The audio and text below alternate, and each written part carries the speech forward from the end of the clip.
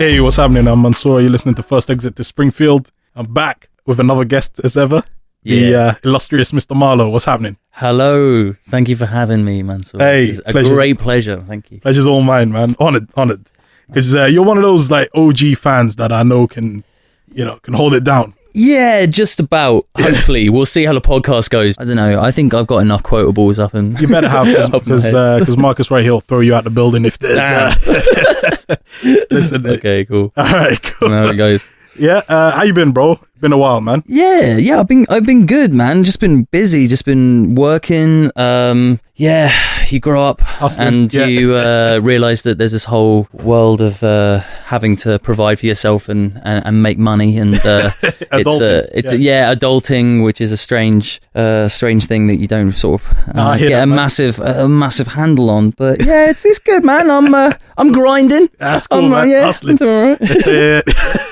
The old UK hip hop quotes like hustling and grinding. Yeah. I've like shamefully adopted them somehow, and 2017 is my year and so forth. Yeah, not like at all taking account of the fact that I'm like the whitest, middle classiest like all right, tool ever. Yeah, but like, I'm I was still cringely trying to struggle through the lingo. All good, man. Enough of that nonsense. We started off strong, haven't we? With the nonsense. I love it. Here's let me listen, I like to warm up by asking my guests how they got into The Simpsons. Like, tell me your origin story then. Yeah, I think this is gonna be really boring because I think it's probably a similar answer to what you've got several times, like having done this show. Like, do you know what I mean? But I do. We're working on it. Yeah. But no, I think you kind of. I honestly don't remember a time when The Simpsons wasn't there. It started the year I was born.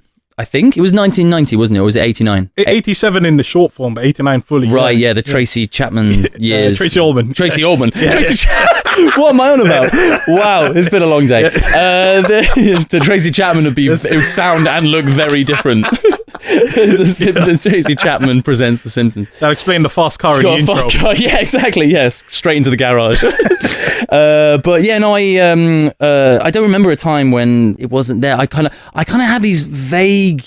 I remember like visiting my grandparents quite a bit when I was, I guess, around 7 or 8, let's say, and there was always this like shelf of VHS. I think it started off as like a box under a bed of VHS, and then somehow graduated to like this shelf of them. And it was all these like, it was basically like my edgy uncles. Like, he was like the cool uncle who had all these VHS, which were like the very like not adult, but 18 certificate films. Like, I remember there was like, I remember seeing The Omen when I was like 8 or something. But anyway, yeah. So there was like all these like fucked up horror films and like all kinds of stuff. Yo, this was a family show. Sorry. All right, done. But yeah, so yeah, there were all these like all these VHS. I remember like, do you remember they did those 4 episodes VHS of The Simpsons? Man, do I? And those were like those are like sort of key in the 90s to like how people as home viewers consumed The Simpsons, right? And you only got 4 episodes, right? And you only got 4 ones themed. You're right, exactly. Yeah, so there was like, I remember getting like through my more formative years, I remember getting like the verses. Do you remember the verses? There was like The Simpsons versus the World. Oh no. And actually, we'll get onto that in just a moment, because that's one of my first choices. But I remember like there was one in this VHS shelf which was the Sex, Lies and Videotape one. Right. Do you remember that? Right. And I always remember it as like thinking that was like, finding it as a kid, I was just like, oh yeah, this is kind of edgy or like slightly racy or whatever kind of thing. And I guess that was like one of the first times that I kind of watched a Simpsons VHS. And so many of the jokes obviously go over your head, but you're not, I guess, as a kid thinking so much about the humor in the jokes or like the depth of the comedy. You're more sort of thinking about what's going to happen in the story or like how easy it's going to form. But yeah, so that's those are the only kind of memories I guess I have of The Simpsons, but not like That's cool. Yeah, that's a very, very 90s story, VHS. Yeah, it's a super 90s kids story. Yeah, shady uncles. Yeah, exactly. Who's like parents, because this is obviously my grandparents. Just like he just dumped a load of these like racy films and like kind of I got a similar thing. I got like older brothers. Right, Yeah. like 10 years older. Yeah. They got me watching like Boys in the Hood when I was Yeah. like 5. Yeah. The Society, raw films. Wow. Yeah. So it was like it's just Why did Ricky have to die? yeah, exactly. You're just like sitting there like that's when they just teaching you young like life is very cruel. Like just this. Yeah. I don't know. It genuinely, I think it was my uncle who showed me The Omen when I was like 8. Oh man. And I was like, this is so inappropriate. Obviously I didn't think that at the time. You look back at it, you're like, man, like the nan hangs herself like in the first and the dude with the decapitation. Man, look with the glass going over. Do you know what I mean? This is wild. I was 7. So like imagine me just there. Wait, you became a man that day. I was cold going to bed that night, like just like shaking.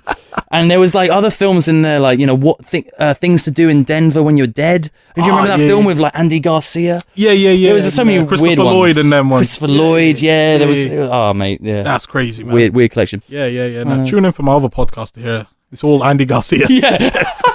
Please start an Andy Garcia podcast. I would listen to that every episode. I would not miss an episode of the Andy Garcia podcast. I'll work on it. We'll hook it up. I'll chat to Marcus later. Great. We'll make it happen. Cool. All right, man. So here's the loose structure of the show. Cool. And we may deviate from it. Yeah, of course. It's encouraged. Basically, I'm going to ask you your top 3 episodes. Mm-hmm. And we'll kind of go through them and take it from there, wherever the mind wanders. Sure. Sound good? Sounds great. Cool, man. All right, so kick it off for me. What's episode number 1? Here? Okay, so episode number 1 is from season 4, episode 12, Marge versus the Monorail. Yo, okay. Yeah. Okay.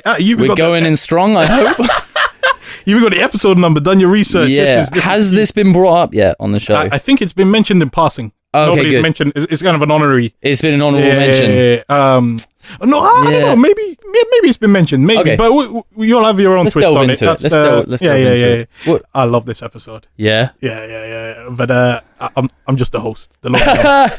No, I was gonna say, like, what are the things typically then that you remember from? Oh, man. so I've got loads of notes, so I'm cheating, but like, This is all off the top of the dome. yeah.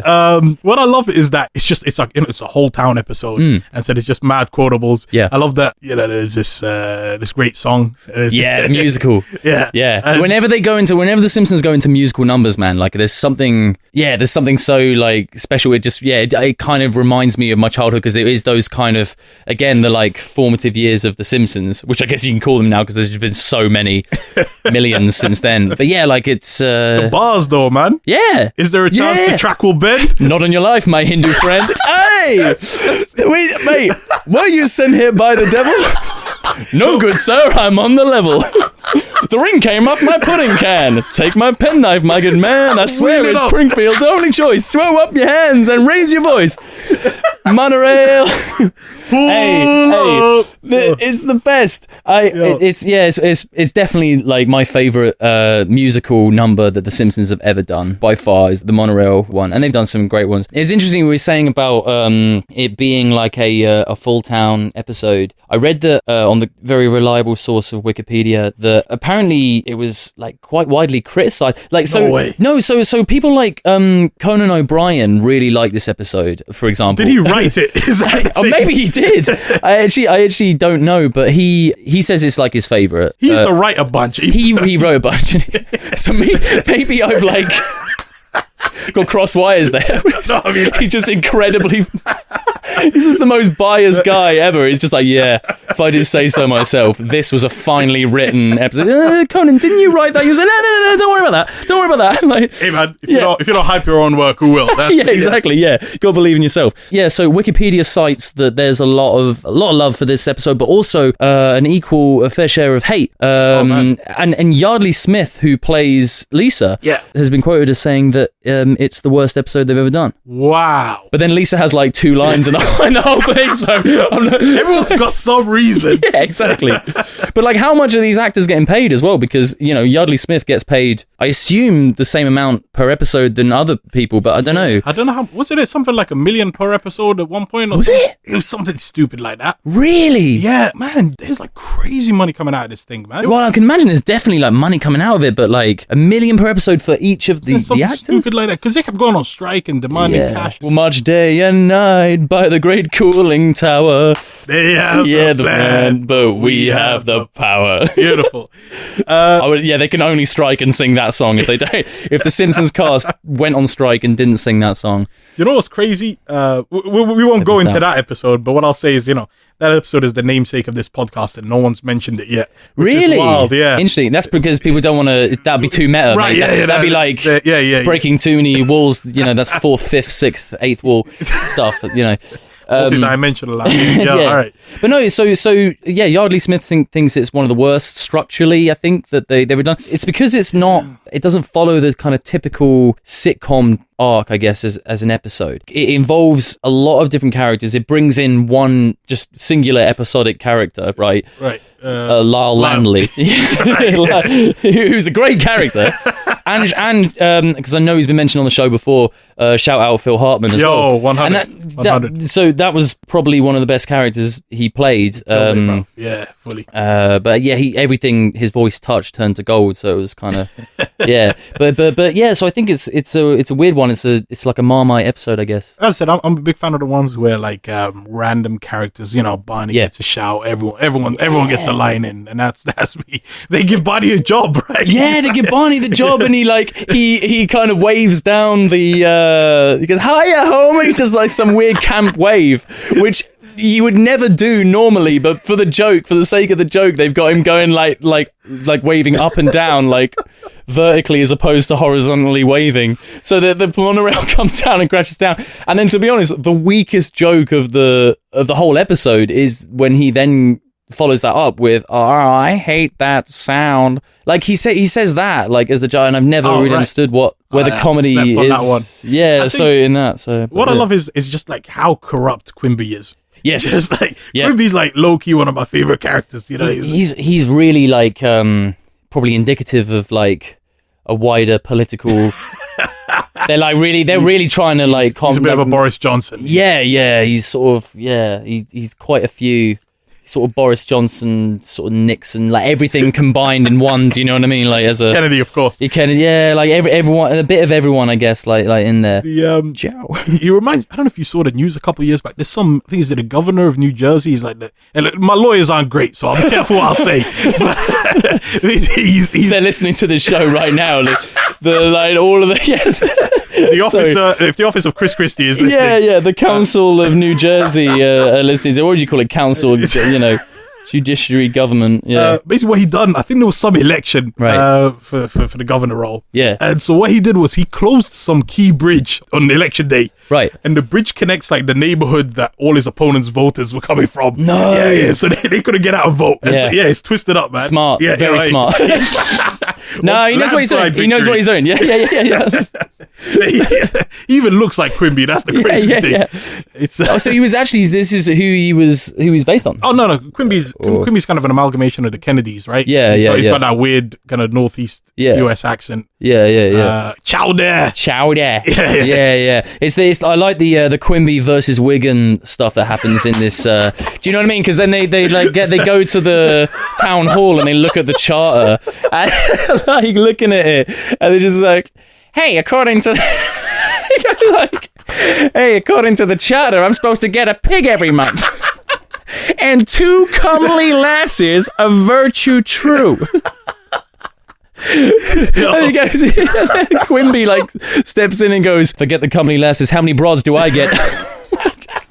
Like both of these corrupt, like trying to out corrupt each other. I think in that episode. This episode? Or... Yeah, totally, man. Like everyone, it's like you said, everyone gets a shout out in this episode, and it's such an ensemble. That's crazy. It's like the Magnolia Simpsons episode where like everyone gets a shout out. Hit me with some sick quotables. So there's so many great jokes in this episode, which like I constantly quote mainly with my family. Like my family, my parents have always been been massive Simpsons fans. I've been very fortunate to grow up in a family that endorses The Simpsons. And one of the ones we always quote for some reason is just at the beginning of this episode when Burns is trying to get rid of the toxic waste.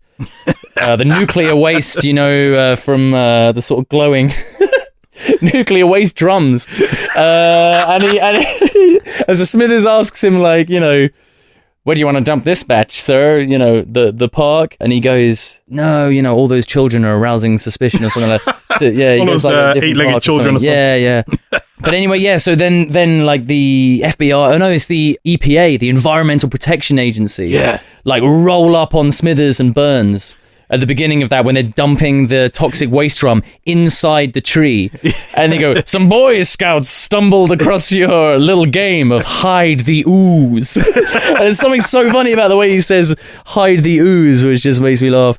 Later in the episode, you got like when they're all deciding what to do with the money that Burns has to pay to the city because of this toxic waste scandal. Toxic is that where the money comes from? Right. So the EPA catch Burns in the act. Burns gets wheeled into the courthouse like Hannibal from Silence of the Lambs, right? And goes, this court, Judge Snyder goes, this court fines you $3 million. And Burns goes, Smithers, my wallet's in my left left breast pocket or something like that. He like picks it out and just like pays in cash. $3 million. So the city have all this extra cash, and then they hold this big town meeting at the town hall to decide what to do with it.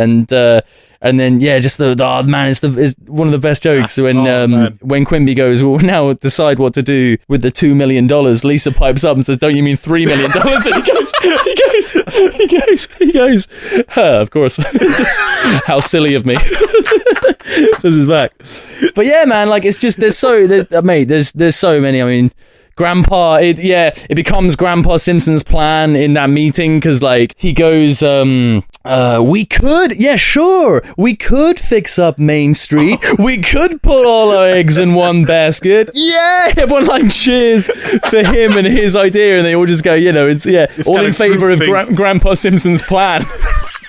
To rebuild Main Street. And that's just before Lyle Landry steps in and does the whole musical and turns their minds to the monorail. Is that the one where a grandpa and the old Jewish guy at the back, they're saying something like they can't hear what's going on? No, that's I can't remember what episode that is. That's a hilarious moment though. I can't remember that. I want some taquitos or something. I want some taquitos, yeah. No, the funny thing with this episode I thought as well is that it's called Marge versus the Monorail, but nobody remembers this episode for Marge being against the monorail. Do you know what I mean? Yeah. It's like, it's such a strange thing. Like, she slightly opposes Homer becoming a conductor, but that's it. Oh, man, yeah. Marge just, like, disappears for, like, she has to find some guy in the next town over, right? But, like... Sebastian Cobb. Yeah, right. Wow, he's got a name. Yeah, Sebastian Cobb, like, comes along and, What I love in North Havenbrook. Ogdenville. I put them on the map. What I love is that, as I said, I think this episode is a damning indictment of public transport. Yeah, it really is. They're so American. They just have to drive, even if the roads are cracked and broken. Or it's a damning indictment of transport within amusement parks or fairs because it kind of comes off, the sign comes off and it's like, it says World's Fair or something like on the monorail. So it was just like, he cheaply like just transferred it to the town. It's incredibly damning indictment. Do you think a monorail would work in London? I don't think it would ever work. I mean, I'm struggling with the tube and the bus. Yeah. But do you think that, like, because I feel like with the tube, I get it gets dark and it gets very sweaty, and especially during rush hour, no one wants to be in there like a can of sardines. But if it was a monorail, at least there'd be light. Do you know what I mean? I suppose the DLR is kind of like the monorail, right? Oh yeah. Or is parts of the overground. Which are overground. It's elevated. It took me years to realize the DLR didn't have a driver. I thought it was Really? I thought they were kipping. Yeah. You just thought that it was like, you just assumed there'd be a driver. Clearly, no. You'd never taken a proper look at the front of that carriage and realized. Yeah, I've got a beef with like people who drive public transport, man. Yeah, I think I don't know, man. Like one time I caught a bus years back, and the driver just pulled up randomly, not even at a stop. He started eating his sandwiches. He just decided, Wait. So he didn't like. So he just stopped, and he didn't even. He must have. I don't know. Maybe his lunch alarm rang or something. He decided, right, this is it. We're stopping right here. Yeah. Sorry guys. I know we were on a tight schedule. I know people have got places to be, but maybe you didn't hear the alarm on my phone, which very clearly says right here, lunch for me, and I've put 4 as a number to save me sort of shorthand, and it's easier. It's like the bus driver from The Simpsons who keeps tapping the sign. Yeah. Oh, don't distract drivers. Like, shout out him. It wasn't Otto. They usually just use Otto, and like it's just like a cop out. But they actually had to get some driver that takes it like to the other side of the town, but for that particular one. Oh, but it's weird because I'd never really thought about the fact that we basically do have a monorail in London. Yeah. Like we kind of, Here's the thing I didn't get about it's not solar powered. Oh, yeah, that too. Here's the problem with the monorail. Yeah. There's only one direction. So if you're trying to, whatever direction it goes in, if you want to go the other way, you got to wait for it to come around or something. It doesn't, yeah. So if you want to go just 2 stops down, but it's too much effort to walk. You got to go and go around all the way around to 2 stops short of where you got on. I used to do that on the Circle Line. Right. I used to, really? For the longest time. That's new levels of lazy, mate. Like, listen. For the longest time, Embankment Station was closed, and that was like a key interchange for me. Right. I was so lazy. I used to go 3/4 away around the circle. It's efficient, man. Yeah, as well. Especially, were you getting a weekly pass as well? Nah, man, that's the other thing. I'm super inefficient with my cash. I tap in with one card and tap out with the other, so I get like max fare on both. Mate, it's crazy. Like I know, now that they're doing it with your bank cards and stuff as opposed to your Oysters. Yeah, that's what I'm saying. But I don't understand how that works because. Somebody works it. They got some nerds calculating saying at the end of each week it works saying out. Yeah. There's like I don't understand because you tap it in, like say you tap it in at zone 1 and then you go out zone 5. Does that mean you're? I don't know where I'm going with this. Like I have no idea. Like cut this whole bit out. I have no idea why I went down this tangent. I don't even know. I didn't even have a point to make. I was just more like interested in genuinely whether the cards work the same as Oysters or whether they're stealing secretly more money from you from like a different way of doing it. If you know, email in, please. Yeah, if you know like how TFL are ripping us off potentially, like, or just have like all of our details on file. Yeah. Oh, we could go down a huge rabbit hole there. We're going into like we won't. Hey, I don't want to fight the trade unions. Yeah. But I was saying, did you ever? There's that old Simpsons episode where for some reason Krusty has to play old repeats of his show. Yeah. And Krusty from the 60s is some black and white interview with him and I don't know, maybe Kissinger or something. Yeah. And he just says to him, "Be straight with me. Is there a labor crisis in America?" You had to be really serious. Kind of like this here. Like really Wait, so yeah, I remember what episode is that? I do remember that. The most random one. But so is the joke there that Krusty has had to Krusty's had to do serious stuff to like get to like do his art, or is it that he preferred doing that and he sort of fell off and then like went? I think it's that they were like his early stuff was so way off the mark because that was still the Krusty the Clown show. Yeah, they were discussing like economics and it's like the most random stuff. How old is Krusty then that he was on black and white TV? like and he was still quite like he was still an adult right at the time. It's not him like as a teenager or anything doing these very serious like socioeconomic political conversations like round table stuff like doing it. Municipal round table. Silly. Just back on this episode, yeah. I love that it's slowly. It's one of the things that I didn't clock when I used to watch this episode as a kid. And as I say, it was on the Simpsons versus the World VHS of the 4-episode VHS, and so that also had like Bart versus Australia on it. Yes. All the ones which had verses in the title. Right, I can't. Right. Homer versus the 10th Commandment. Or something like that was definitely on there. Yeah. Like there was, and then obviously one more which we'll let our viewers comment in what they think it was. Yeah. So what I love about it is that it really slowly but brilliantly reveals Lyle Lanley to be a crook. Well, not like slowly, but it kind of does it actually fairly quickly. But there's little subtle, because there's only so much you can fit into a 20-minute episode. But there's like subtle little things like, so after I think structurally it kind of goes from like after the town hall meeting where he gets everybody on board, you then see him in class with like Lisa. And there's like questions or whatever, so like the kids are asking, he goes like, have you got any questions or whatever? The kids go, can the monorail outrun the Flash? And he goes, you bet. And then another kid asks, can Superman outrun the Flash? He's sure, why not? And then Lisa comes out with this like whole, she literally says something like, I was just wondering, what do you think the point of building a monorail is in a town with like a centralized population, which doesn't need like this really like intelligently phrased question. So you already get a sense that he's like a bit of a crook because he like sort of brushes over her answer, and then it cuts to a couple scenes later.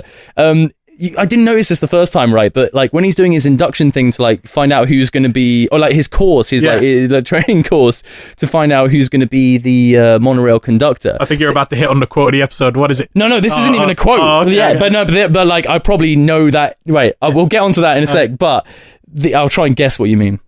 But on the door on the outside, it's literally just a piece of paper sellotaped to this door with like shit writing on it, like just saying like with bad writing on it, saying just a little Susie. Yeah, sorry. So yeah, it's literally just a sign on the door, badly like sellotaped on with paper, just saying monorail induction or whatever kind of thing. But I think the quote you were thinking of was mono means one and rail means rails. Mono means one. No, then like the finisher of all that, the punchline is, and that concludes our intensive 3-week course. And then he just starts walking out. And so he starts walking out. Then Otto goes, well, wait a minute, like who gets to be conductor?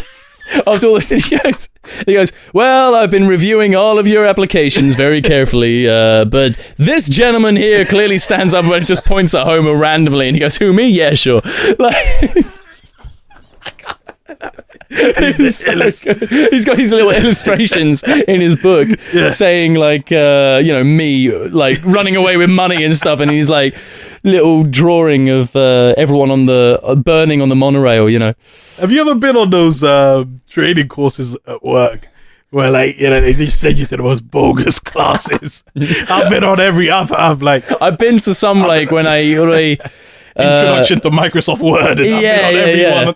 I used to work at a Morrison's petrol station. I went to one like I remember going to like one day for that kind of thing. Yeah, and man. it was just like the worst kind of thing that they take you through. Is that mono means one and rail? Yeah. But I used to work at this one company where basically I don't know, maybe they had too much of a budget on training, but I used to sign up to everything, stuff I didn't need, skills I already had, it was just an excuse to kind of take time off, right? I'm ultra slacker. But I used to see the same faces every time. It was like, you got all the slackers going in one room. Yes, I love that. Like summer school. It was just the same faces. Why don't you just start like an online forum or something just for slackers, like to go to like literally pointing out all of like the training courses coming up in the we were like sharing ideas. Hey, you should sign up to that class. Yeah, nice. And the worst thing was like we like share stories of what classes not to go to. Like you'd come in like, oh man, don't go to the Excel class because my boss made me do a presentation on it after. I was like, oh man, that was wow. Yeah. I love that. Why were they paying me? But that's like the beginning of Fight Club. When they're all like they meet because they're going to all of these like self-help groups and like the Alcoholics Anonymous and like all this other stuff. Yeah. Oh man. So seeing the familiar faces. Education is key, bro. Yeah. Yeah. But back to what we're really here to talk about. They got Leonard Nimoy properly voice acting on this one as well. May the force be with you. When Quimby says that to him, do you even know who I am? Which is great. When Homer's told that he needs to find an anchor, when the monorail's going 180 miles an hour, and he's told that he needs to get an anchor, and he just looks at Bart, and Bart suddenly turns it, like takes the shape of an anchor. It's just his eyes. He goes, "Think harder, Homer." It's just it's a brilliant episode. Lard saves the day. Sorry, Lard. No, it's the donuts. It's the Dunkin' Donuts. No, Lad's the donut. Oh, Lard donuts. Yeah. Sorry.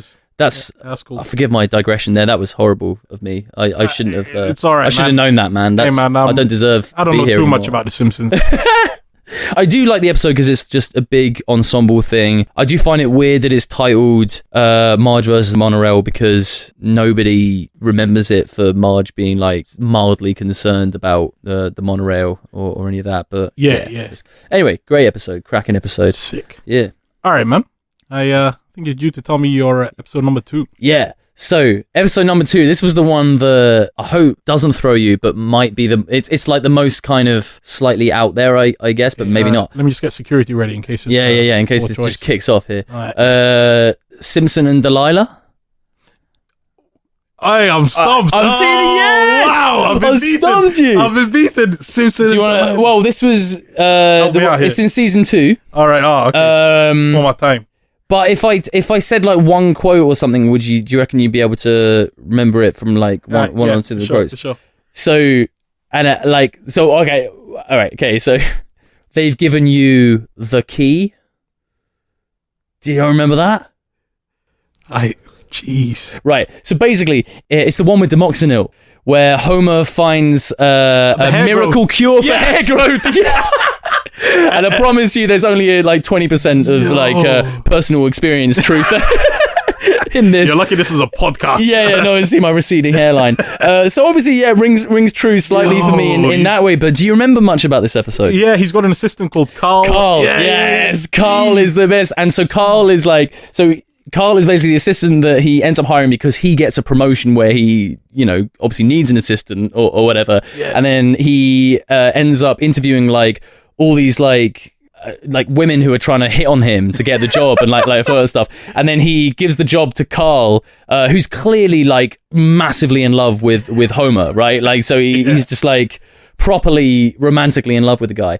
But he's the original Smithers. Yeah. But it's like Carl comes into it. I think Carl's one of the kind of best one-off characters I think you get from the show. So they kind of buried him soon after that, right? Yeah, they really did. They like Carl was there. Cutthroat world of The Simpsons. If you don't pop, exactly. Go. But yeah, weirdly, this is just like one of these really. Yeah, I remember seeing this really, really early on. Obviously from The Simpsons. I mean, this came out in 1990. Jeez. So it was like, probably, but it's a beautiful episode. Like I think this is really up there with like one of the best ones because it's so about it's about obviously self-consciousness, all that kind of thing. But it's kind of like.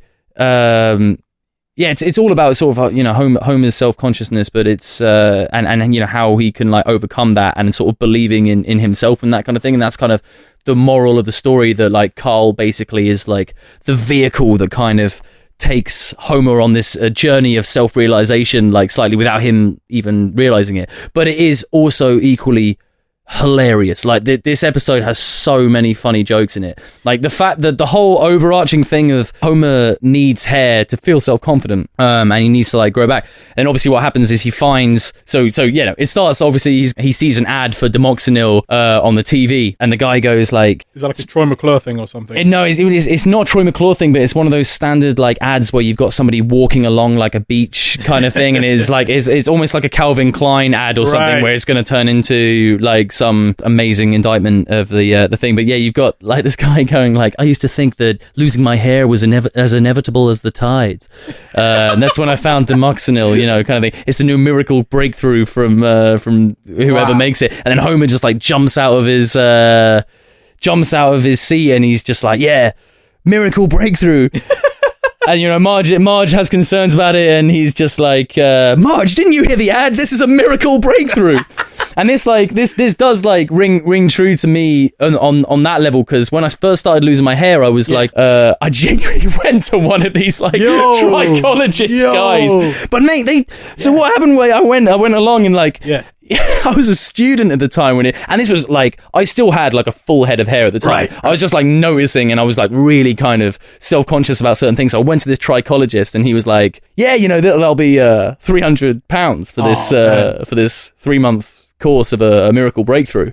Basically, he didn't use the words the Simpsons use of the miracle breakthrough, but it was a similar kind of vibe of like, like this is your miracle breakthrough. So £300 for eternal happiness. Yeah, exactly. Yeah. Right. So I used it to a T. For 3 months, I was properly on that, and how'd that work out? Badly. It didn't. I think it'll probably ring true to most people who are losing hair in one form or the other, whether it's male pattern baldness or what I have, which is some weird, like, just more if it's like stress related kind of thing. Yeah. But it's like, they try and I think it's, I don't know how well like these there probably are like ways to do it. I've just never been like.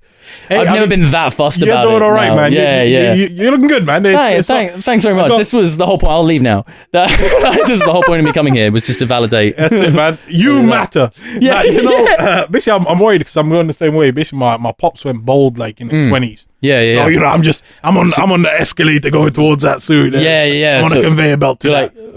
So you're getting them work, but you're like fine, obviously. I'm getting there. It's starting to thin, but it's cool because my hair's pretty dense. So you don't clock it yet. Man, you've got like a solid. It's getting there. It's getting there. I've got the. Got nothing to worry about, man. You're totally sorted, but no Demoxenil needed for you. Is that stuff legit? Is like, was it? Is that Rogaine? I see the adverts for the stuff on the tube. So Demoxenil is a play on minoxidil. Oh right! Oh, they just flipped it. It's a spoonerism. They've spoonerized minoxidil, which is a real medication used to treat hair loss, basically. Wow, man, so that's what they did. And there's there's so many good jokes in this anyway. Like the whole kind of, in the third act of this episode, you got Bart like using Demoxenil. I don't know if you remember this, but Bart's like using Demoxenil on his face. Like, and he has this little dream vision where he's going to go up to all of his mates or whatever, and he's going to come with like a beard and stuff. And he goes, it's like Reelsville, daddy-o.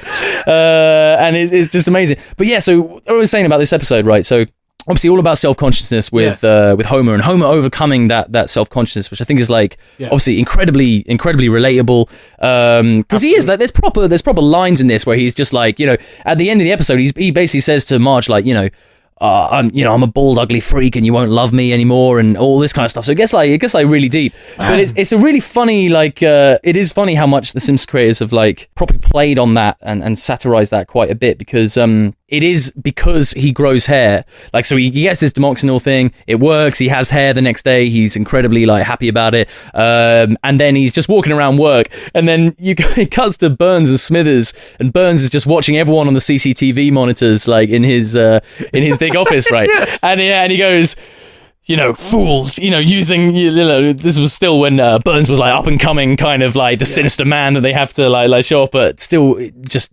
as hilarious as he always is.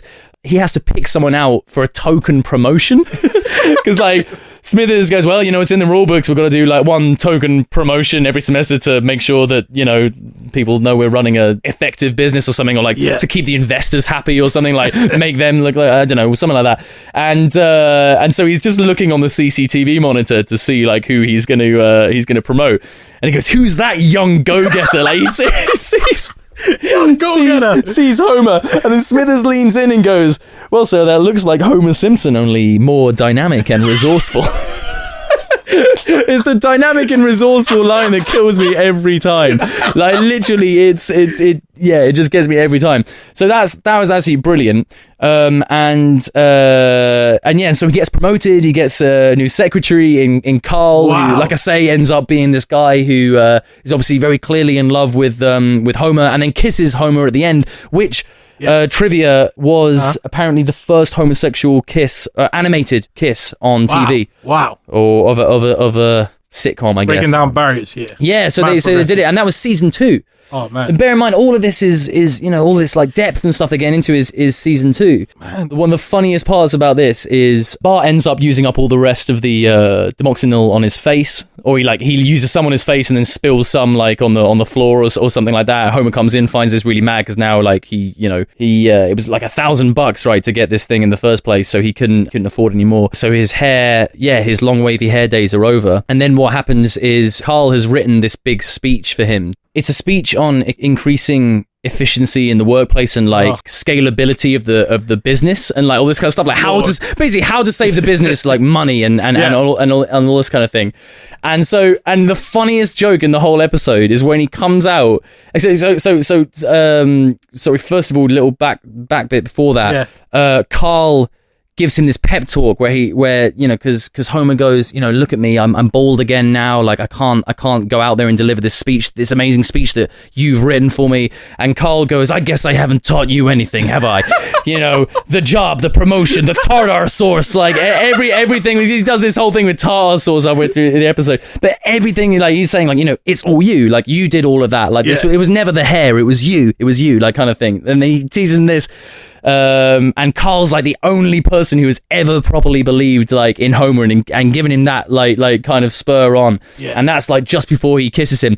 But then Homer goes out onto the and like delivers this speech on Jiko Kumri, which is like a Japanese method of like money saving in business and stuff, and is the most sound, like the most kind of eloquently delivered, the most like reasoned business approach ever, and it clearly makes perfect sense. And like he concludes it while trying to read this, like he's trying to he's delivering all of these salient points, right? Like he's making so much sense. And people in the crowd are just going, are we supposed to take this guy seriously? He doesn't even have hair. Everyone's just going, how's it here? What? And everyone just ends up slowly walking out of the auditorium, out of the speech, right? Yeah. And then at the end, it's just like him trying to struggle through how much money they're going to save. And it's like 250 million or something ridiculous. Do you know what I mean? And so it's clearly like the best thing that could have happened to the speech, but because he didn't have hair, like they basically just everyone sacked him off. You know? and then Mr. Burns describes it as like a royal mockery of like the thing, just because it came out and just didn't have hair.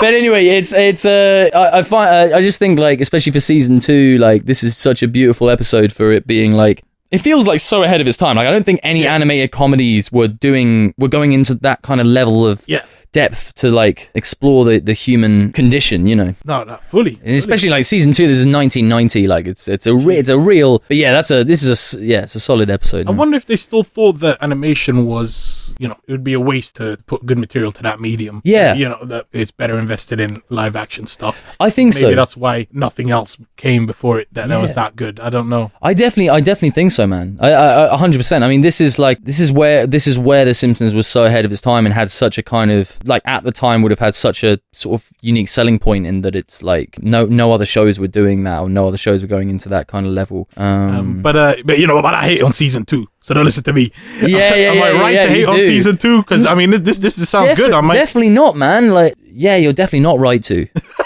Okay. Hate on season 2 because it's like, it's great, man. There's some gems in there, man. Yeah. There's like, isn't that the season with 1 fish, 2 fish, 3 fish, blowfish, like the one where Homer nearly dies? It's a very depressing season. Like, I'll give you that. It was heavy stuff. It was what's with this hair loss and hair loss and like self-consciousness and like these are kind of issues that it's tackling like at the time. Like it's just crazy. Like I think I feel like after season 2, like maybe going 99 to 91, like the writers were like, okay, we gotta let's focus more on the jokes, but all, you know, have a bit of like, you know, the characters overcoming problems. That's the whole point of a situational comedy, but yeah, let's have them overcome problems that are light. Yeah, exactly. Let's ease off it. Let's get that young go-getter Conan O'Brien. Yeah. Turn things around. I really hope they use the term young go-getter like around the office normally, kind of thing.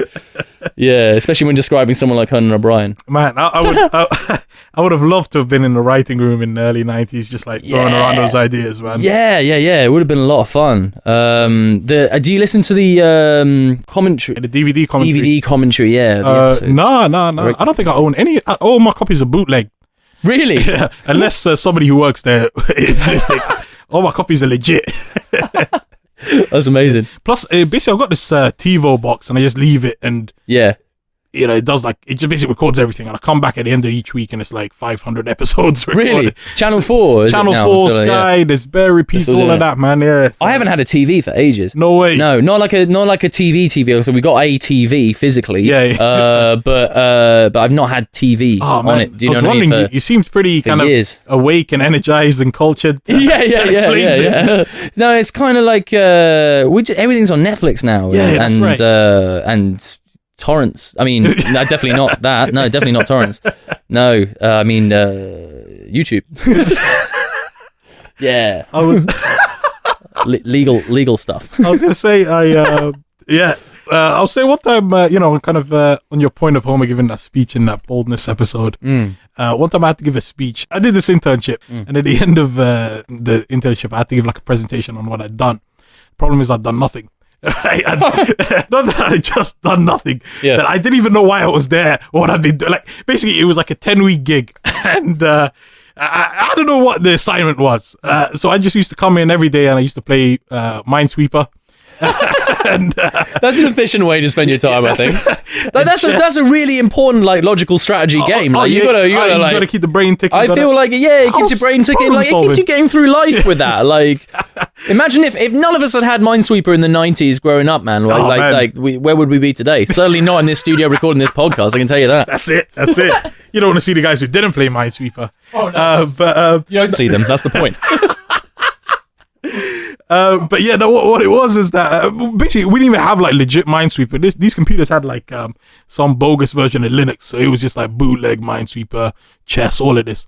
So anyways, I clock in every day, spend a half hour making coffee, play Minesweeper, go out for lunch, come back, same thing for the afternoon, call my sister up for an hour, kill time. Got about 4 weeks in, and I'm thinking, listen, this isn't gonna last. There's something up here. I gotta tell somebody. This isn't right. Like I gotta ask somebody if there's something to do. So I was in a room with like 7 other guys who were also on the internship. So I tapped the guy who sat next to me. I said, listen, man, what are we doing here? And he goes, oh, man, I'm glad you asked. I've been playing Minesweeper. And what happened was there was like this ripple effect throughout the rest of the room where each of the other people started owning up that they didn't know why they were there. And then there's this one guy who was sat in the corner who hadn't said anything for those 4 weeks, who stood up and he goes, was he the boss? Yeah, he was like an older guy who was he goes, I've been here for 3 years. What, is he still an intern? No idea what I've been doing. It was just like, it was some weird kind of Twilight Zone prison or something. I don't know. So he got to the end of the 10 weeks and I had to give this presentation. Yeah. And basically I blagged him. I give it like some philosophical speech, like the title was, what I've learned. And yeah. I come with like, Webster's dictionary defines learning as, what does it mean to learn? Can we ever really know something? Yeah. Can we ever really know what our purpose is in life or in anything really, in smaller aspects of life, like what your job, where you go to every day. I'm not saying that I don't know what I'm doing in this job, definitely not, but maybe that's something to consider. I feel like there's like a horror film in that story where like, because I feel like one of the popular tropes of like horror sometimes is to reveal that like one thing that's happening to one character has happened to like several other characters over through the years or something, like, people getting like kidnapped or something in the same location or something like that. But like, if you just had this like horror film where it was like all internally in your head, like, I don't know what I'm doing here. I don't know what I'm doing here. I don't know what I'm doing here. Like, what's going on? Imposter syndrome. Yeah, imposter syndrome. Like, what's it? And that's like an hour and 15 minutes of you just being like, what am I doing? Oh my God. Like, it's just real kind of, and you got like a proper horror score like to it or whatever. Oh, man. And then it just reveals that everyone else like has no idea what they're doing as well. And it just gets dark. Like I think you can play that really darkly. Listen, I think you buried that episode. I think we tapped it all out. It's, of course, a reference to the classical biblical tale of Samson and Delilah, yeah. Classic. Definitely did not get that as a kid, I can tell you. I also obviously didn't get the, like, homosexual undertones of, like, well, not even undertones, like, very, very clear overtones of the character Carl. We just thought he was a hilarious character. His voice in that episode is just like, Mr. Simpson. Like, it's just like, it's incredible, man. It's like, and they give him, like, that was what I was saying in the beginning, they give him the key. You've been given the key. What does that do? So basically Homer Simpson just sat on the like horrible bathroom toilet, and they give him the key to like this incredible washroom where like fountains and that. Yeah, and Mr. Burns is there. Yeah, there's a fountain. There's like a staircase going up to like the royal throne at the top. Do you know what I mean? And then they have like, this is again, it's like so innovative, even for the 90s and for animation, man. You got like this amazing transition shot. You won't remember it, but like it has. So what happens at the end of that scene is that Smithers is clearly really jealous of like the attention that Burns is giving Homer, right? And so Burns then, offers for Homer to dry his hands. To dry Burns' hands, like as in like after he goes to the toilet, like Burns rinses his hands off and then holds his hands in front of Homer and Smithers and goes, "Mr. Simpson, why don't you go ahead?" And then Smithers goes, "Oh, allow me, sir." And then he goes, "I said, Mr. Simpson." And then so like Homer dries Burns' hands off, and then he goes, "Very good, Simpson, follow me this way." And so he follows Burns, and he leaves Smithers there, and then Smithers throws down this like towel in frustration, and then walks across, and they got this great big long shot, this big like overhead like bird's eye long shot looking down over this like tiled floor, right? It's like black and white tiled floor, and what it does from there is the camera, quote unquote, like the anime camera, like pans to the right slightly, kind of thing, like just starts hovering over it, and then the tiles turn into the windows of the building in the next scene. Wow. Like you don't see that in other like episodes or like later ones and stuff like that. But these like animators were clearly just having like a really nice. Like we're gonna sort of innovate this stuff. Although they probably weren't the first to do anything like that at all remotely in animation. I'm just assuming that's the case. Cool. So my favorite bathroom scene in The Simpsons. Yeah. Weird. Weird transition. But top 3 bathroom scenes. Top 3 bathroom scenes. Go on. No, we can probably do this. I can probably give you one. The first one is the glasses. Homer finds the glasses in the toilet bowl and then instantly becomes smart when he puts them on. Oh yeah. Something about an isosceles triangle. Yeah, I love that. It just goes out. Yeah. I love that. It's a right angle triangle. You idiot. Yeah. What's your second bathroom scene? It's weird how we can just conjure those up at the top of our head. I think because like there's Bart places. Homer places like a whoopee cushion on the toilet seat in the house, and Bart doesn't sit on it, and Homer's standing outside the bathroom waiting for the prank to come through, and he's like, "There's no whoopee." That's amazing. I'm all out. There's in Bart versus Australia, it starts with them like talking about the clockwise counterclockwise flushing or draining of the toilet water, which I've always found funny, and then like having the argument over it, and then they get the like Lisa's showing Bart the globe, where she's like, in the southern hemisphere, in Australia, you do this, and then he goes, okay, so say here in Uruguay or in Rand McNally. And then he goes, all of the toilets flush, the other way around, and he goes, yeah, and Lisa goes, yeah. In fact, in Rand McNally, they wear shoes on their hands and hamburgers eat people or something. It's like, It's like a great little joke there. Man. All right, here's one final one. Go on. When Nelson is selling answers to some school test, he goes, come to my office. It's a toilet. It's a cubicle. Right? Yeah. That's a later season, isn't it? That's slightly later, I swear. I think Which episode is that? I can't try to remember. I think Bart is I think Lisa is bunking class. Yeah. To play some video game with like some what's those dogs in Australia that eat babies? Oh, coyotes. Dingoes. No, dingoes. Yeah. It's like some eat babies. That's all they're known for. Their reputation precedes them. If you look up dingoes on Wikipedia, it says they're famed for eating babies. And, it's like some Crash Bandicoot rip-off game with some dingoes. And she should be bunking school to play that. She comes back in Dingo Dash. Yes. Yeah, of course. Yeah, I forgot. She's ill, isn't she? That's right. It starts off, she's like really poorly, and then it like, She's faking it to be on Dingo Dash. Yeah. I love it. Oh man, that's a great episode. I love the video games. Not to digress too much, but I love the Lee Carvalho's putting challenge.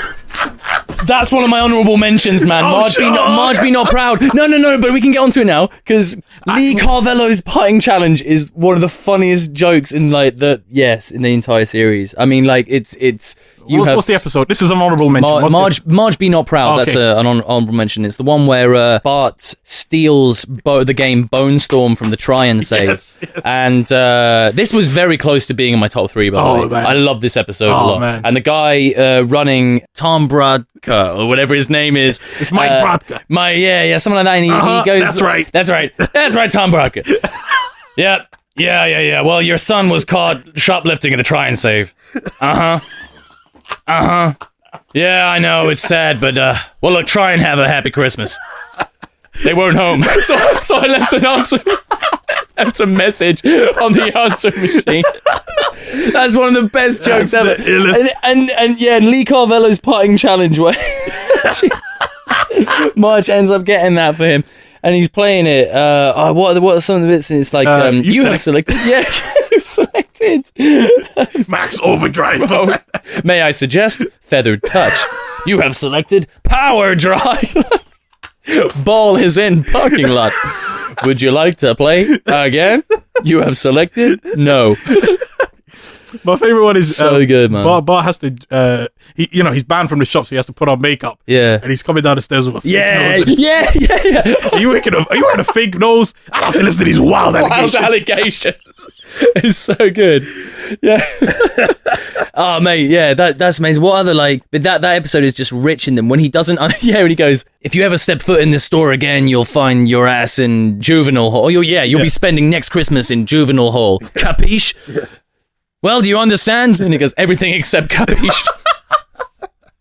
This is great little jokes, man. He rushes home to replace the voicemail tape. And it's like, oh yeah, Camp Granada. Camp Granada. Marge, is Lisa in Camp Granada?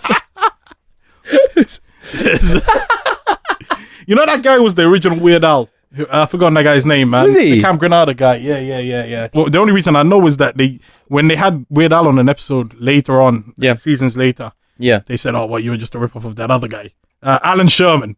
Alan Sherman. Yeah. That's got such a kind of that's just the name of someone who didn't really make it that big, isn't it? It's Alan, Sherman feels like one of those kind of. Sounds like someone you went to school with, right? Yeah. All right, cool, man. But listen, we're gonna leave those honorable mentions aside because they're just honorable mentions. We're gonna get into your episode number 3. Yeah, absolutely, man. This is season 7. Okay, all right. Episode 4. Still in that golden era. Yeah. Season 7, episode 4. Bart sells his soul. Yo! But you know what? This is mainly for the B story in this episode. No, the A story is great. The main story is really good. But do you remember what the B story is in this one? I don't recall. It's Uncle Mo's family feed bag. Yes. Which is so good. It's just I think it's just one of those just one of those ones that my mum for some reason is always quoted, come to Uncle Mo's for family fun. It's good. Yes. Sounds good. It's the pause between it's the first 4 goods and then there's a pause. There's good. It just genuinely, it's the good. It's just his face in your face, that big cheesy grin. Oh man, me and my sister quote this all the time. It's when it cuts to home and he goes, sounds good. That's laser sound. That's so sick. Please take the fries off my head, kid. Yeah. The basket is extremely hot. Wait, there's so many golden things in this episode.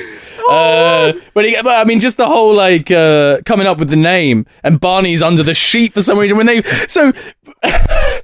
just let's do this. Try. I'm falling over in the chair. Allow it.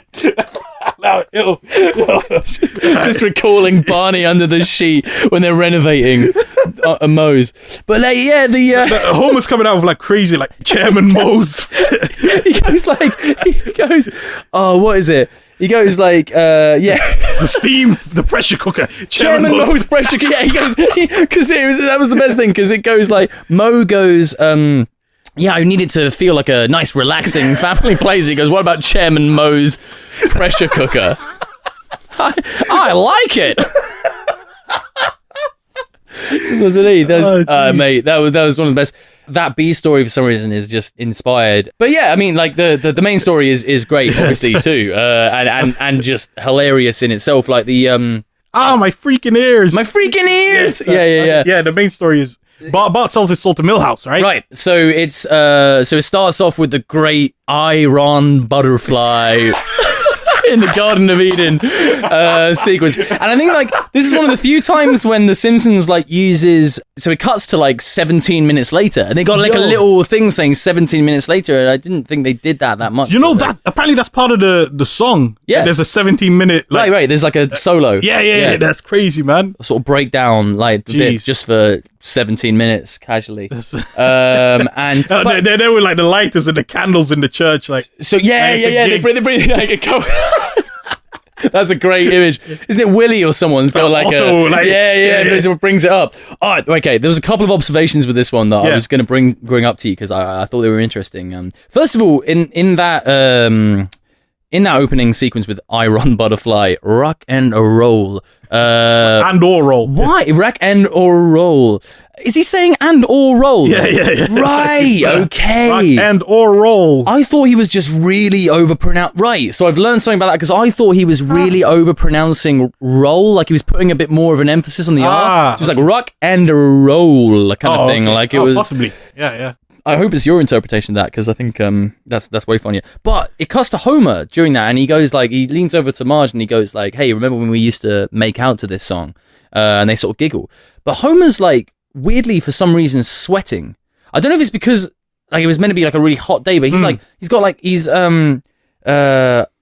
undone his collar and his tie is loose, and he's got like one of his two hairs is like down his forehead. Yeah. And I've always wondered why. Isn't it like a thing they do whenever they're in church? They make it seem like it's hot and sweaty and boring. Yeah. It was just such a great little thing to have kept in there as the animators to just be like, because they could have easily just glossed over that and just be like, let's keep it like the standard like Homer template and use that as a standard thing. But they probably went. I've never noticed that. I hadn't noticed it. I was just watching it again for this, but I was like, oh yeah, I'd never. So that was really strange. The other thing I wanted, looking at just going back to the bar. Yeah. And there's like the cronies that always hang out at Moe's. Yeah. So there's Homer, Lenny, Carl, and Barney. And then there's this other guy who's got a green hat. Yes. Who is this guy? He's got glasses. Like, who is that guy, man? I've always wondered. What is he doing there? And why does he never say a word? But I swear there is a couple of episodes where he has, he's like piped up and he's sort of said a couple of words of wisdom at one point or another. I would just love it. Barflies. Yeah. I mean, I kind of cut from watching The Simpsons from sort of season 16 onwards or something, or probably a bit earlier than that even. But like, so I don't know if he's maybe been brought up or mentioned or killed off or something like They've run out of ideas. Yeah. But yeah, so does he have a name? No idea. And they generally refer to them as the Barflies, though. The Barflies? Yeah. Oh, right. So yeah. As a collective, you mean? Yeah. I don't know who that guy. But he looks like, I swear there's a character in King of the Hill. Right. That looks exactly like him. Maybe it's like an ongoing joke with the animators where they're like deliberately ripping off a King of the Hill possibly character for the sake of it or something. They've done nods to King of the Hill now and then, right? Yeah. They even had Hank. Is it Hank? Yeah. We drove 2,000 miles for this. yeah, that's great. But so Bart sells his soul. And the best things, Milhouse snitches on Bart and gets punished for it. Yeah. Too. like, because it's great because he goes, who did it? Yeah, you too, snitchy. Again, it's something I never clocked watching it as a kid. I was like, that's really funny, just for the fact that he snitched on him and still gets punished, still has to clean out the organ afterwards, like dusting the organ. And then there's one of the best jokes again that goes over your head as a kid, but you notice it like more when you become more au fait with the world of grown-ups and things to consider when you are an adult. And it's so Milhouse is saying, they're cleaning out the organ, and Milhouse goes, but Bart, every religion says that there's a soul. Why would they lie? What would they have to gain? And then it just cuts to Reverend Lovejoy like counting the coins in the thing. He goes, I can't hear any dusting. Such a great joke. So many. But Mo, you're not thinking of getting rid of the dank, are you? Maybe I am. But Mo, the dank! So good. I love Carl, but he's got the worst black voice ever. It's so bad. Do they have a black guy voicing him? Or it's Hank Azaria. It's Hank Azaria. It's so bad. It sounds like a New York cop or something. It's just like so. I never knew that. That's really funny. That was one of Hank Azaria's. Okay, fair enough. That does an admirable job, but boy. Yeah. That's really funny. One of the great like running jokes of this episode is the piece of paper. So he writes obviously Bart Simpson's soul on the piece of paper. Milhouse gets the piece of paper, but then this piece of paper keeps like getting brought up, or at least there's two brilliant mentions of it throughout the thing. So it's like when he wants to get it back, when Bart wants to get his soul back, he goes around to the Van Houten's house, and what's Milhouse's mum's name? Loretta, is it? Luann. Yeah. So anyway, she answers the door. That's someone else. She answers the door, and Bart goes, "Oh God, is Milhouse home?" And she goes, "Yeah, he's just round the back playing with his army soldiers." He starts walking away, and she goes, "Oh, and a piece of paper, I believe." Or a small white piece of paper, I believe. And then, like, later on, when he goes back to Milhouse's place, like, when he's really, really desperate and he really needs it, like you know, Act 3 or whatever, and he goes there and they're, like, fumigating it or like, house toys or whatever. The one you call Milhouse is gone. Like that. It's that guy. It's the Hey Fatty. Yeah. Hey Fatty. It's that guy. He went round to his grandma's place for the next few weeks while we rid the place of termites or something like that. And then Bart goes, "Oh, when they left, did you happen to notice if he had a small white piece of paper with him?" And he goes, "Oh yeah, you don't miss a thing like that." That's one of the best jokes of the whole thing. Yeah. So my favorite bit of that episode is I think they're eating at Moe's. Yeah. And Bart has to just run to get the, he's desperate to find it. Homer wants him to go get his food, and he goes, "Run, boy, run!" Yeah, silence, you fool. It could be ours. It's so good. But he does have one of the funniest jokes at the end as well, which is when Moe decides to pack it in. Oh no, he doesn't. So obviously, like he doesn't decide to pack it in. He like runs the business like into the ground just by like his outbursts and all that kind of thing. So they're all sitting, the barflies are all sitting around like while everything is getting taken out. He's like, "Just get it out of here, get it all out of here." And Homer's just like, "But Moe, you love that thing. Oh wait, was it reminding you of all your the failure? All the failure." Mo, like, you thinking of all the money you lost, aren't you, Mo? What was it, 50, 60,000? Such a great joke, man. I forgot the bit where Mo orders the big oven or the fryer, deep fat fryer. Yeah. Fryer buffalo 40 seconds. Yeah. So good. And then in the ad, they just if you like, good classy food but deep fried to perfection, and they just put this whole like kind of butler's entree thing like into along with the bottle and everything into the deep fat fryer, serve it up to a couple of customers, and the customer just like snaps the end of the bottle off because it's like deep fried. That is an absolute classic, man. And just one of those ones again that like I think I actually had this one again on VHS at one point, but it's those are three phenomenal choices. My God, thank you, man. There's some variety there. Honestly, the 1 and 3 man, totally forgot about them. Well, I'm glad. Hopefully you can thoroughly impressed. You can go back and watch Simpson and Delilah, because that was it's definitely one of my favorites.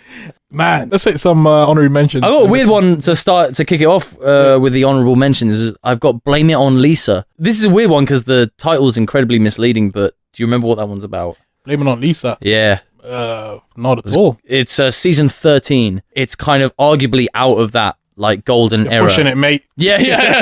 Sorry, mate. But this was weirdly, I just like really liked this one. It was the one when they go to Brazil. Oh, that's a sick episode. Yeah, Lisa has a pen pal called like Ronaldo. Or like, Ronaldo. I love that they called the only Brazilian character.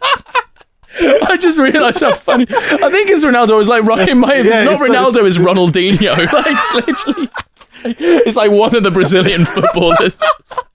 But the funniest thing about that kid as well is like, it's like, some kid from like the slums in like the city of God in Rio or whatever. The favelas. Yeah, the favelas. And he, but I swear that's just exactly the same kid from the like Bigger Brothers episode.